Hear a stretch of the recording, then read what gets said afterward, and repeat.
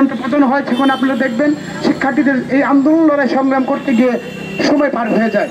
তখন আবার 1991 সালে তারা বাস্তবতা নিরিখে তারা আবার প্রবেশের বয়সীমাটি বৃদ্ধি করে 30 করা হয়। এখন প্রশ্ন হলো, আপনারা 2018 সালে নির্বাচনী ইশতেহার দিলেন, তারপর 2020 সালে যখন করোনা মহামারী আসলো আপনারা ইশতেহারে লিখলেন বাস্তবতা নিরিখে এবং মেধা যাচাই করে এবং বাস্তবতা নিরিখে আপনারা প্রবেশের বয়সীমাটি বৃদ্ধি করবেন।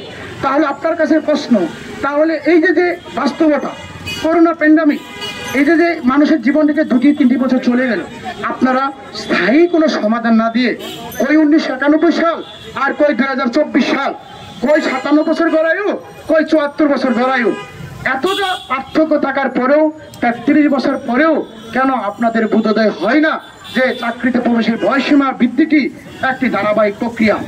আপনাদেরকে আমরা বারবার বলে আসতেছি এবং সবসময় বলে রাখি, দেখেন আপনারা আমাদের শিক্ষার্থীদের নিয়ে একটা কমিটি গঠন করেন, সরকারের পক্ষ থেকে, রাষ্ট্রের পক্ষ থেকে, শিক্ষার্থীদের পক্ষ থেকে কমিটি গঠন করেন। কমিটি গঠন করে যাচাই বাছাই করে দেখেন আদৌ প্রবেশের বয়সীমার ব্যক্তিগত কতটা যৌক্তিক বা যৌক্তিক না। আপনারা আমাদের সাথে বসুন, কথা বলুন, এতে তো কোনো দোষের কিছু নেই। কিন্তু আপনারা এসি রুমে বসে থাকেন, রাষ্ট্রের আপনারা কর্তা, আপনাদের যাদের জন্য আপনারা সেই জায়গায় বসে আছেন সেই শিক্ষার্থীদের কথা আপনারা ভাবছেন না। কিন্তু আপনারা জানেন শিক্ষার্থীদের ইতিহাস আপনাদেরকে জানা আছে।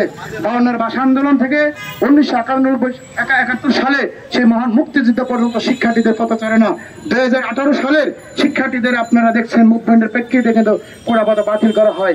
সব জানেন, সব বুঝেন, তবু কেন মুখ বুঝে থাকেন? আমার বোধোদয় হয় না।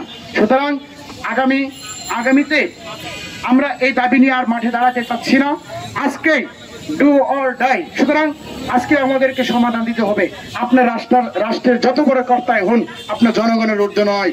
সুতরাং আমরা এই আন্দোলন লড়াই সংগ্রাম থেকে আজকে আপনাদেরকে আমরা আমাদের দাবি যুক্তিগত বাস্তবতা তথ্যপত্র আপনাদের কাছে দিয়ে আপনাদের একটা নৈতিক সমাধান আমরা রাষ্ট্রের কাছ থেকে চাইব।